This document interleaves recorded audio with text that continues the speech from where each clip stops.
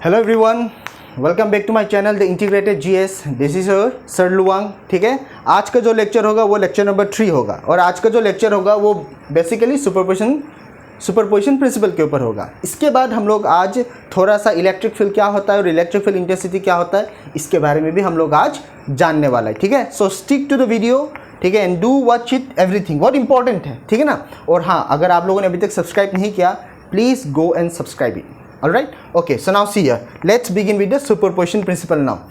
इससे जो प्रीवियस वाला लेक्चर था, लेक्चर नंबर 2, ठीक है, वहाँ पे हम लोगों को मिला था कि अगर मैंने कोई दो चार्जेस को माना Q1 Q2, तो दो चार्जेस के बीच क्या होता है, आइदर फोर्स ऑफ अट्रैक्शन होता है या फोर्स ऑफ रिपल्सन होता है, राइट। तो ये जो फोर्स ऑफ अट्रैक्शन हो या फोर्स ऑफ रिपल्सन हो, इस फोर्स का मैग्नीट्यूड हम लोगों को मिला था कूलम लॉ से, 1/4 pi epsilon naught Q1 Q2 by R square. यही तो था कूलम लॉ। ठीक है, अब ये जो एक्सप्रेशन है वो थेरा कोई दो चार्जेस के लिए।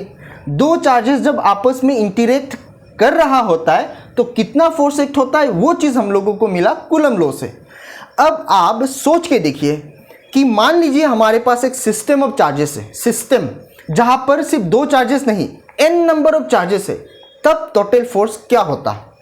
समझ में आ रहा है बात। ठीक है, दो चार्जेस के लिए तो हमारे पास फोर्स है ही। अब अगर n चार्जेस होता तो क्या होता, तो चलिए, ठीक है, let's draw the diagram here. मान लीजिए हमारे पास बहुत सारा चार्जेस है जो आपस में इंटरेक्ट कर रहा है, उसको मैं मानूंगा सिस्टम ऑफ चार्जेस। ठीक है, सो मान लीजिए मैंने यहां पर कोई एक चार्ज माना Q1 और इसके आसपास मान लीजिए Q2 है, Q3 है, Q4 है, Q5 है, ठीक उसी तरह डॉट डॉट डॉट Qn है, बहुत सारा चार्जेस है। ठीक है, so how many total number of charges are there, Qn। समझ में आ रहा है सबको। अब यहां पर ये सिस्टम ऑफ चार्जेस में मान लीजिए मैंने गिवन चार्जेस को माना Q1, मतलब ये सब का सब चार्जेस जो है ना वो Q1 के ऊपर इंटरेक्ट कर रहा है। It means all the charges are interacting with each other. समझ में आ रहा है सबको। तो फॉर ए गिवन चार्ज मैंने मान लिया कि Q1 में ये सब चार्जेस का कितना फोर्स एक्ट हो रहा है, उसी चीज को निकालना है मुझे। सो मैंने गिवन चार्ज को माना Q1, राइट। तो Q1 के ऊपर what will be the total force acting just because of all this charges. अब अगर मुझे टोटल फोर्स को निकालना है तो मुझे जाना होगा सुपरपोजिशन प्रिंसिपल के ऊपर। ठीक है, अब सबसे इंपॉर्टेंट बात, सुपरपोजिशन प्रिंसिपल होता क्या है, ध्यान दीजिएगा अच्छे से। सुपरपोजिशन प्रिंसिपल में हम लोगों को यह बोला गया कि if all the charges are interacting with each other, ध्यान दीजिएगा स्टेटमेंट में यहां पे लिखने वाला हूं नहीं, ठीक है, ध्यान दीजिएगा। If all the charges are interacting with each other, ठीक है, then total force on a given charge, ध्यान दीजिएगा मैंने Q1 को गिवन चार्ज माना यहां पर, then total force on the given charge is always equal to vector sum of the individual forces of all the other charges. ठीक है, अब ये Q2 जो है it will exert a force on Q1, उसको मैंने मान लिया F12, मतलब force on charge Q1 due to Q2। ठीक उसी तरह, ठीक है, force acting on charge Q1 due to Q3 को मैंने माना F13 वेक्टर। यहां पर क्या होगा, F14 वेक्टर, यहां क्या होगा F15 वेक्टर, ठीक उसी तरह यहां पर क्या होगा F1n vector. These are the individual forces exerting on Q1 due to all these charges। तो Q1 में टोटल फोर्स क्या होगा, मैंने उस टोटल फोर्स को मान लिया F। According to superposition principle क्या बोला गया, that if the charges are interacting with each other then total force on the given charge is equal to vector sum of all the individual forces, मतलब F12 plus F13 plus F14 plus F15, ठीक है ना। F12 plus F13 plus इतना लिखने का जरूरत है नहीं, सो मैंने डाल दिया dot dot dot plus F1n। समझ में आ रहा है सबको। ये है आपका सुपरपोजिशन प्रिंसिपल, बहुत ही इजी कॉन्सेप्ट है। ठीक है, अब मैं इसको कूलम लॉ का हेल्प से, ठीक है, इसको तोड़ता हूं इस एक्सप्रेशन को। ठीक है ना। सो F12 in place of F12 में क्या लिख पाऊंगा यहां पर 1/4 पाई एप्सिलॉन नॉट। F12 का मतलब क्या था, force on charge Q1 due to Q2, तो इसके जगह में लिख पाऊंगा Q1 Q2 बाई R12 डाल दिया मैंने यहां पर, R12 square R12 cap, where R12 is the distance between the charge Q1 and Q2, ठीक है, प्लस F13 की जगह में क्या लिख पाऊंगा, अब ये डायग्राम का जरूरत है नहीं, F13 की जगह में क्या लिख पाऊंगा, वही 1/4 pi epsilon naught Q1 Q3 by R13 square R13 cap plus dot dot dot dot plus F1n की जगह में क्या लिख पाऊंगा, 1/4 pi epsilon naught Q1 Qn by R1n square R1n cap, right. So ये रहा मेरा एक्सप्रेशन। अब यहां से आप जो जो टर्म कॉमन होता है उसको निकाल लीजिए। से एग्जांपल मैंने 1/4 पाई एप्सिलॉन नॉट को कॉमन ले लिया, तो अंदर क्या बचेगा हमारा, Q1 Q2 by R12 square R12 cap plus Q1 Q3 by R13 square R13 cap plus dot dot dot plus Q1 Qn by R1n square R1n cap, ठीक है। सो ये रहा आपका total force acting on a given charge due to all the other charges. ये रहा आपका superposition principle. इससे easy आपको कहीं नहीं मिलने वाला, ठीक है। This is our superposition principle. थोड़ा सा देख लीजिए, I will give you some time here, ठीक है। Okay, so fine, now proceed to the electric field, ठीक है। इलेक्ट्रिक फील्ड क्या होता है, ये बहुत इंपॉर्टेंट कॉन्सेप्ट है, ठीक है। इलेक्ट्रिक फील्ड, अब ध्यान दीजिएगा अच्छे से। इलेक्ट्रिक फील्ड, इलेक्ट्रिक फील्ड, ठीक है। अब इलेक्ट्रिक फील्ड के बारे में जब बात करूं ना, ये बहुत एक सिंपल कॉन्सेप्ट है। सिंपल क्यों है, जस्ट बिकॉज इलेक्ट्रिक फील्ड का मतलब होता है एक स्पेस या रीजन, ठीक है। कहां, एक चार्ज के आसपास।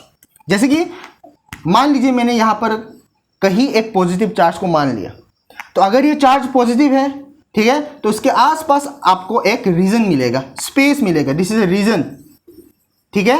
वेयर, ये रीजन का काम क्या है, this is a region where any other charges, कोई भी दूसरा चार्ज, जैसे कि मान लीजिए मैंने टेस्ट चार्ज माना Q0, ठीक है, Q0 जो है वो फोर्स एक्सपीरियंस कर पाएगा इस रीजन के अंदर, ठीक है। Then such region is known as electric field. समझ में आ रहा है, such region is known as electric field. So what is electric field, electric field is a space, ये एक स्पेस या रीजन होता है अराउंड चार्ज, चार्ज के आसपास, जहां पर any other charges experience a force acting upon it. समझ में आ रहा है सबको, ठीक है, कि ये अगर कोई चार्ज मैंने माना +Q, तो उसके आसपास एक क्या रहेगा, रीजन रहेगा या स्पेस रहेगा। इस रीजन या स्पेस में कोई दूसरा चार्ज फोर्स एक्सपीरियंस करता है। जैसे कि मान लीजिए अभी ये जो +Q0 है, इसका भी एक सर्टेन फील्ड होगा ना, छोटा सा, राइट। अब ये दोनों फील्ड कॉन्टेक्ट पे नहीं है, right, it means there will be no force, F is equal to 0, right. अब जब मैंने इस टेस्ट चार्ज को उठा के इस फील्ड के अंदर लाया या इस फील्ड के पास लाया जहां पर ये दोनों फील्ड कॉन्टेक्ट पे आ जाता है, तब क्या होगा, देखिए यहां पर अच्छे से मान लीजिए मैंने +Q0 को उठा के यहां लाया, +Q0 such there the two field coincide, the two field touch each other, ठीक है। इन दिस केस क्या होगा, अब ये थेरा प्लस, ये भी थेरा प्लस, तो एक फोर्स ऑफ रिपल्सन इसमें एक्ट हो जाएगा। एज सुन एज ये रीजन का बाहर रहेगा ना, there will be no force, ये रीजन के अंदर आते ही क्या हो जाएगा, फोर्स एक्ट हो जाएगा। देन सच रीजन जहां पर दूसरा चार्ज के ऊपर फोर्स एक्ट हो रहा है, such region will be regarded as electric field. Simple सा लॉजिक है। इलेक्ट्रिक फील्ड क्या होता है, इलेक्ट्रिक फील्ड एक स्पेस या रीजन होता है, ठीक है, एक चार्ज के आसपास जहां पर कोई दूसरा चार्ज फोर्स एक्सपीरियंस कर पाता है, right. This is what we call electric field. Simple सा लॉजिक है, ठीक है। अब ध्यान दीजिए इलेक्ट्रिक फील्ड इंटेंसिटी क्या होता है, ठीक है। इलेक्ट्रिक फील्ड इंटेंसिटी का मतलब हो गया, ये एक सर्टेन पॉइंट होता है। इंटेंसिटी का अर्थ तो आप लोगों को मालूम ही होगा, इसका मीनिंग क्या है वो तो आप लोगों को मालूम ही होगा, राइट, ठीक है। इलेक्ट्रिक फील्ड इंटेंसिटी क्या होता है, इलेक्ट्रिक फील्ड इंटेंसिटी एक सर्टेन पॉइंट होता है इलेक्ट्रिक फील्ड के अंदर जहां पर कोई दूसरा चार्ज के ऊपर फोर्स एक्ट होता है। जैसे कि मान लीजिए एग्जांपल के हिसाब से मैं आप लोगों को यहां पर दे रहा हूं, ठीक है। +Q अगर मैंने माना चार्ज, मान लीजिए इसके आसपास क्या है, एक इलेक्ट्रिक फील्ड है, 100% चार्ज है तो इलेक्ट्रिक फील्ड रहेगा ही, ठीक है। अब मान लीजिए कोई भी हमारे पास क्या है, टेस्ट चार्ज है +Q0, इसको मैंने उठा के लाया एक सर्टेन पॉइंट तक, मान लीजिए let the point be A, +Q0 को उठा के लाया A तक, राइट, ठीक है। अब +Q0 को जब मैं A तक उठा के लाऊं और मान लीजिए मैंने A पे रख दिया +Q0, अब ये थेरा पॉजिटिव चार्ज +Q, ये पॉजिटिव को बर्दाश्त नहीं कर पाएगा, राइट। ये पॉजिटिव इस प्लस क्यू नोट को बोलेगा तो भाग यहाँ से, वही तो बोलेगा। सो प्लस क्यू नोट को उठा के लाया, पॉइंट ए में रखा, ये प्लस क्यू उसको ठेलेगा यहाँ पर, यहाँ ठेलेगा, वहाँ ठेलेगा, जहाँ भी ठेलेगा, राइट। लेकिन फोर्स एक्सर्ट होगा ज़रूर, समझ में आ रहा है। चलो मैंने मान लिया, ठीक है, फोर्स का डायरेक्शन इस तरफ है, ऑलराइट। प्लस क्यू नोट को उठा के मैंने यहाँ पे लाया प्लस क्यू नोट, अब प्लस क्यू नोट के ऊपर क्या होगा, फोर्स एक्ट हो जाएगा। अब ये जो फोर्स एक्ट जो हो रहा है वो किसके ऊपर हो रहा है, क्यू नोट के ऊपर हो रहा है। So force acting per unit charge is what we call electric field intensity, and electric field intensity is denoted by E. So E is equal to F by Q naught, ठीक है, बराबर है, ठीक है। So electric field intensity क्या होता है, electric field intensity is a point inside an electric field where any other charge experience a force acting upon it. सबको समझ में आ रहा है। So electric field intensity का एक्सप्रेशन हो गया E is equal to F by Q naught, simple सा लॉजिक है। This is our electric field intensity, ठीक है। अब हम लोग अभी for a point charge electric field का एक्सप्रेशन क्या होना चाहिए, let's calculate. For a point charge, मान लीजिए हमारे पास एक पॉइंट चार्ज है, consider we have a point charge, ठीक है। ये रहा मान लीजिए पॉइंट चार्ज, और इस पॉइंट चार्ज को मैंने मान लिया प्लस क्यू। अब ये पॉइंट चार्ज कहाँ पर है मुझे तो मालूम नहीं, ठीक है। सो मुझे मान लेना होगा कि ये कोई टू डायमेंशनल स्पेस के अंदर है, ठीक है। सो ये मैंने मान लिया two dimensional axis X and Y, और इस टू डायमेंशनल एक्सिस का ओरिजिन पे मैंने रखा प्लस क्यू, ठीक है। अब मान लीजिए प्लस क्यू अगर है तो ये इसके आसपास क्या रहेगा, फील्ड रहेगा ही। मतलब ये जो टू डायमेंशनल एक्सिस जो मैंने माना ना, ये प्लस क्यू का फील्ड के अंदर है, ठीक है ना। अब मैंने क्या किया, एक सर्टेन पॉइंट माना यहाँ पर P, ठीक है। इस पॉइंट P पे मैंने मान लिया, ठीक है, कि कोई एक positive unit positive test charge है। तो ये प्लस क्यू इस यूनिट पॉजिटिव टेस्ट चार्ज के ऊपर क्या एग्जर्ट करेगा, फोर्स एग्जर्ट करेगा, वो भी रिपल्सिव फोर्स, ठीक है। So there will be a force acting on plus Q naught at point P, ठीक है, फोर्स एग्जर्ट होगा यहाँ पर, ठीक है ना। सो ये पॉइंट P जो है, इसका पोजीशन वेक्टर को मैंने मान लिया से example R vector, alright. Let R vector be the position vector of this particular point P, ठीक है। So there will be a force of repulsion, ठीक है, acting between plus Q naught and plus q, right.